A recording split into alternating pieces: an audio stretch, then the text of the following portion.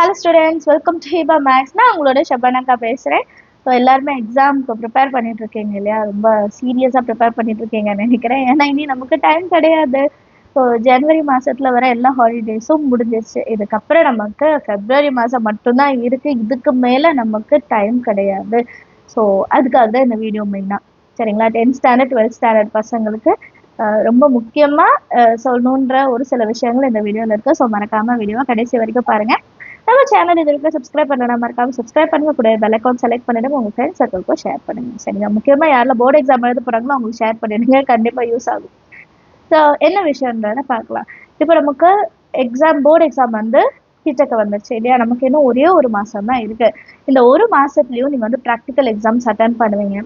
And ஸ்கூல்ஸ்ல வந்து hall ticket distribution இருக்கு, register number கொடுக்கறதுன்னு ஒரு நாள். இந்த மாதிரி நமக்கு வந்து இருக்கிற கொஞ்ச நாள்லுமே கம்மியாயிடும். ஸோ ப்ரிப்பரேஷன் இன்னும் ஸ்டார்ட் பண்ணாம இருக்கீங்கன்னா இன்னையில இருந்தாவது ஸ்டார்ட் பண்ணிடுங்க. உங்களுக்குன்னு ஒரு கோல் வைங்க. நீங்க வந்து எவ்வளோ மார்க் அச்சீவ் பண்ண போறீங்கன்ற ஒரு டார்கெட்டை செட் பண்ணுங்க. அது 400 இருக்கட்டும், 450 இருக்கட்டும், 350 கூட இருக்கட்டும். ஆனா அந்த நம்பர், அந்த மார்க்கை வந்து எங்கேயாவது எழுதி ஒட்டி வச்சிடுங்க. அப்பப்போ நீங்க அதை பார்க்கணும். 12th ஸ்டாண்டர்ட் 550 மேலே நீங்க எதிர்பார்க்குறீங்கன்னா கண்டிப்பா எங்கேயாவது பெருசா எழுதி வச்சிருங்க. உங்களுக்கான மோட்டிவேஷன் அந்த மார்க்கை பார்க்கும் போது கிடைக்கும். யாருமே நமக்குன்னு தனியா வந்து மோட்டிவேட் பண்ண மாட்டாங்க. நமக்கு நம்ம தான் மோட்டிவேட் பண்ணிக்கணும். சரிங்களா? ஸோ ஃபர்ஸ்ட் விஷயம் இதை எடுத்து எழுதி வச்சுடுங்க. கண்டிப்பா அப்பப்போ பார்க்கும்போது எக்ஸாம்ஸ் வருது, மார்க் எடுக்கணும் அப்படின்ற ஒரு தோணல் நமக்கு வரும். சரிங்களா? அண்ட் நிறைய பேர் வந்து கமெண்ட்ல கேட்டுட்டு இருக்கீங்க, நான் இன்னும் ப்ரிப்பரேஷன் ஸ்டார்ட் பண்ணல, இனிமே ஸ்டார்ட் பண்ணணும்னு நினைக்கிறேன், இப்போ ஸ்டார்ட் பண்ணா நான் சென்டம் அச்சீவ் பண்ண முடியுமா, இல்ல 90% அச்சீவ் பண்ண முடியுமான்னு கேட்டுட்டே இருக்கீங்க. ஸோ ஃபர்ஸ்ட் அந்த விஷயத்த கேட்காம ஸ்டார்ட் பண்ண ஆரம்பிங்க. முக்கியமா இந்த வீடியோல அதான் சொல்ல நினைச்சிட்டு இன்னுமே வந்து நீங்க அந்த யோசனையிலே இருந்தீங்கன்னா இப்பதான் ஸ்டார்ட் பண்ணும். ஸ்டார்ட் பண்ணுங்க. நீங்க நினைக்கிறதே பாதி விஷயம் வந்த மாதிரி நினைச்சிட்டீங்க இல்லையா? அதை வந்து ஸ்டார்ட் பண்ணுங்க. யாராவது வந்து ஸ்டார்ட் பண்ணி விடணும், யாராவது ஃபர்ஸ்ட் இதெல்லாம் படி அப்படின்னு சொல்லணும் அப்படின்ற மாதிரிலாம் நினைக்காதீங்க. நீங்களே உங்களுக்கு ஒரு ஸ்கெடியூல பண்ணுங்க. ஸோ இப்போ வந்து நீங்க ஸ்டார்ட் பண்றீங்கன்னா ஃபுல் போர்ஷன்ஸ் கவர் பண்ண முடியலனாலுமே இம்பார்ட்டன்ட் கொஸ்டின்ஸ், அதிகமாக வெயிட்டேஜ் இருக்கிற லெசன்ஸ், இந்த மாதிரி இதை ஃபர்ஸ்ட் சூஸ் பண்ணி அதை கவர் பண்ணிடுங்க. அதுக்கப்புறம் நார்மலாக இருக்க எல்லாத்தையுமே பாருங்க. நீங்க சென்டம் ஏம் பண்றீங்கன்னா எல்லாமே பார்க்கும்போது ஃபர்ஸ்ட் ப்ரையாரிட்டி வந்து இம்பார்ட்டன்ட் கொஸ்டின்ஸ்க்கு முதல்ல கொடுத்துருங்க. Previous year question papers. இப்போ 10th ஸ்டாண்டர்டுக்கு நான் மேக்ஸ் எல்லாம் கொடுத்துட்டு இப்போ சயின்ஸ் சோஷியல் வந்து ஸ்டார்ட் பண்ண போறேன். அண்ட் 12th ஸ்டாண்டர்டுக்குமே physics chemistry and computer science வந்து கேட்டுட்டு இருக்காங்க. பட் ஃபிசிக்ஸ் கெமிஸ்ட்ரி மேக்ஸுக்கு நான் கொடுத்துட்றேன். கம்ப்யூட்டர் சயின்ஸ் வந்து நான் ட்ரை பண்ணுறேன். சரிங்களா? ஏன்னா கம்ப்யூட்டர் சயின்ஸ் ஈஸி தான், எவ்வளோ பேர் பார்ப்பீங்கன்னு தெரியாது. ஸோ அதனால எது இம்பார்ட்டண்ட்டோ அதை நான் முதல்ல தரேன். இந்த கொஷின்ஸ் எல்லாம் ஆல்ரெடி நீங்கள் பார்த்துருப்பீங்க. ஜஸ்ட் அந்த கொஷினை பார்க்கும்போது அந்த கொஷினோட ஸ்டார்டிங் உங்களுக்கு தெரியுதா, அது என்ன கண்டென்ட்னு உங்களுக்கு தெரியுதா, அது என்ன கான்செப்ட், இதெல்லாம் நீங்கள் ஞாபகம் வச்சுட்டாலே போதும். சரிங்களா? உங்களோட போர்டு எக்ஸாம் ப்ரிப்பரேஷனை நீங்கள் ஸ்டார்ட் பண்ண ஆரம்பிங்க. சரிங்களா? எப்பவுமே ஒரு விஷயத்துக்காக வெயிட் பண்ணாதீங்க. என்னோட பேரண்ட்ஸ் வந்து பிரிண்ட் அவுட் எடுத்து கொடுக்கல, அதனால நான் படிக்கல. என்னோட டீச்சர் இன்னும் இந்த பிடிஎஃப் அனுப்பல, அதனால நான் படிக்கல. ஸ்கூல்ல வந்து ரிவிஷன் எக்ஸாமா வச்சுட்டு இருக்காங்க, எனக்கு படிக்க டைம் கிடைக்கல. இந்த மாதிரி எக்ஸ்கியூசஸ்லாம் நிறைய கிடைக்கும். சரிங்களா? பட் அதெல்லாம் யார் ஓவர் கம் பண்ணி வராங்களோ அவங்க தான் சக்ஸஸ் ஆவாங்க. கரெக்டா? நான் வந்து எக்ஸ்கியூசஸ்லாம் சொல்லிட்டு அவங்க மேலே பழிப்பட்டு அவங்களால தான் நான் படிக்கல, எனக்கு டைம் கிடைக்கல அப்படி இப்படி நான் சொல்லிட்டு இருந்தேன்னா நாளைக்கு என்னோட மார்க் தான் அடிப்படும். ஸோ அதை நல்லா ஞாபகம் வச்சுக்கோங்க. சரிங்களா? உங்களோட மார்க் உங்களுக்கு ரொம்ப ரொம்ப முக்கியம். 10th ஸ்டாண்டர்ட் படிக்கிறீங்கன்னா நீங்கள் எந்த கோர்ஸ் எடுக்க போறீங்க 11th, ஸோ அதுக்கு முக்கியம். 12th ஸ்டாண்டர்ட் படிக்கிறீங்கன்னா அடுத்த காலேஜ் டிசைட் பண்ணுறதுக்கும் உங்களுக்கான கரியரே அதுல இருந்தால் ஸ்டார்ட் ஆகும். நீங்கள் வந்து எந்த வேலை போக போகிறீங்க, அதுக்கான படிப்பு என்ன படிக்க போகிறீங்கன்றதை உங்கள் மார்க்கை பொறுத்து தான் நீங்கள் வந்து சூஸ் பண்ண முடியும். ஸோ இந்த போர்டு எக்ஸாமோட மார்க்கு ரொம்ப முக்கியம். சரிங்களா? நிறைய பேர் சொல்லுவாங்க மார்க்லாம் பிரச்சனை இல்லை. கரெக்டு தான். நான் வந்து உங்களை ரொம்ப ஃபோர்ஸ் பண்ணல. சரிங்களா? அதோட இம்பார்ட்டன்ஸ் தெரிஞ்சுக்கோங்க. நம்ம வந்து நினைக்கக்கூடாது யாராவது எனக்கு சொல்லியிருந்தா நான் அப்போவே இதெல்லாம் படிச்சிருப்பேனே, அந்த மாதிரி நீங்கள் நினச்சிடக்கூடாதுன்னு தான் நான் வந்து சொல்கிறேன். சரிங்களா? மார்க் வந்து நமக்கு முக்கியம். கண்டிப்பா மார்க் முக்கியம். அது வந்து லைக் ஒரு டிக்கெட் மாதிரி அடுத்த லெவல். இப்போ கேம் விளையாடுறீங்க, ஒரு ஒரு லெவல் கஷ்டமா இருக்கு, பட் உட்கார்ந்து முடிக்கிறோம். ஏன்? அப்பதான் அடுத்த லெவல் போக முடியும். அதே மாதிரி தானே இதுவும். நம்ம இந்த லெவல்ல இப்போ இருக்கிறோம், இந்த லெவல்ல நல்லபடியா படிச்சு நல்ல மார்க் எடுத்தா தானே அடுத்த லெவலுக்கு நம்ம வந்து நல்ல ஒரு மெரிட்ல வந்து போக முடியும். ஸ்காலர்ஷிப்ஸ் இருக்கு, நிறைய ஸ்காலர்ஷிப்ஸ் இருக்கு.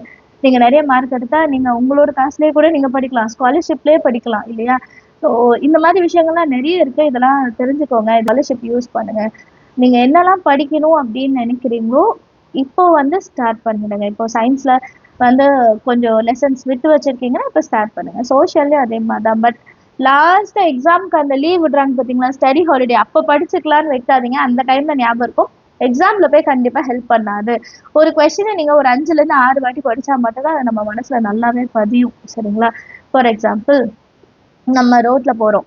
எங்கேயோ போகும்போது யாரையோ பார்க்குறோம். ஒரு வாட்டி பார்க்குறோம். திருப்பி அவங்கள ஒரு 10 நாள் கழிச்சு பார்க்குறோம் அப்படின்னா, அங்க அவங்கள எங்கேயோ பார்த்த மாதிரி ஞாபகம் இருக்குன்னு சொல்லுவோம். ரெகுலரா அதே ரூட்ல போகும்போது மறுபடியும் மறுபடியும் அவங்க பார்க்கும்போது நமக்கு தெரியும் யார் இவங்க, என்ன ஏதுன்னு தெரிய ஆரம்பிச்சிடும். அதே மாதிரி தான் நீங்க ஒரு விஷயம் படிக்க ஆரம்பிக்கிறீங்கன்னா, ரிப்பீட்டடா ப்ராக்டிஸ் எடுத்துட்டே இருக்கணும். ஸோ உங்களோட ப்ரிப்பரேஷன்ல நீங்க கன்சிஸ்டன்சி மெயின்டைன் பண்ணிட்டே இருக்கணும். டெய்லியும் சாயங்காலம் நான் ஸ்கூல் விட்டு வந்து இவ்வளோ நேரம் நான் படிக்க போறேன். இவ்வளோ நேரம் நான் ஸ்பெண்ட் பண்ண போறேன். நான் இப்படி நோட்ஸ் எடுக்க போறேன். இது எல்லாமே நீங்க வந்து எழுதி வச்சுக்கோங்க. இன்கம்ப்ளீட் சைட் போடுங்க, கம்ப்ளீட்டட் சைட் போடுங்க. என்னென்ன போர்ஷன்ஸ்லாம் இன்கம்ப்ளீட்ல இருக்கோ எல்லாமே கம்ப்ளீட்டட் சைட் கொண்டு வர பாருங்க.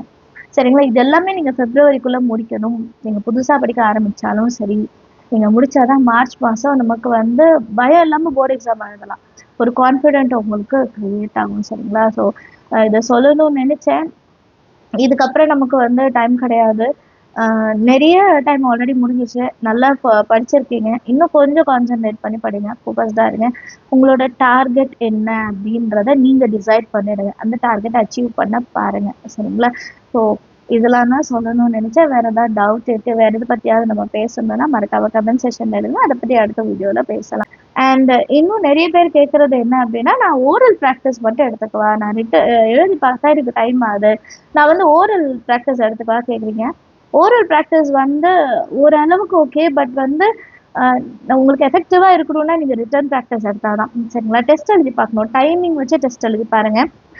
நம்ம சேனல்ல நிறைய கொஸ்டின் பேப்பர்ஸ் கொடுத்துட்டு இருக்கேன். கம்யூனிட்டி போஸ்ட்ல நீங்க ஸ்கிரீன்ஷாட் எடுக்கிற மாதிரி தான் கொடுத்துட்டு இருக்கேன். ஸோ அந்த டெஸ்ட் பேப்பர்லாம் எடுத்துக்கோங்க.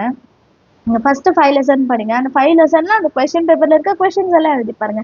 எவ்வளோ டைமிங்ல முடிக்க முடியுது, ஏதாவது கொஸ்டின்ல நடுவுல மறந்து போதா, இதெல்லாம் நீங்க டெஸ்ட் எழுதி பார்த்தா தான் தெரியும். இப்போ நிறைய பேருக்கு ஒரு பிரச்சனை இருக்கும். நம்ம எக்ஸாம் ஹால்ல போனோன்னு கொஸ்டின் பேப்பர் பார்த்தோன்னா அப்படி பேங்க் ஆயிடும்.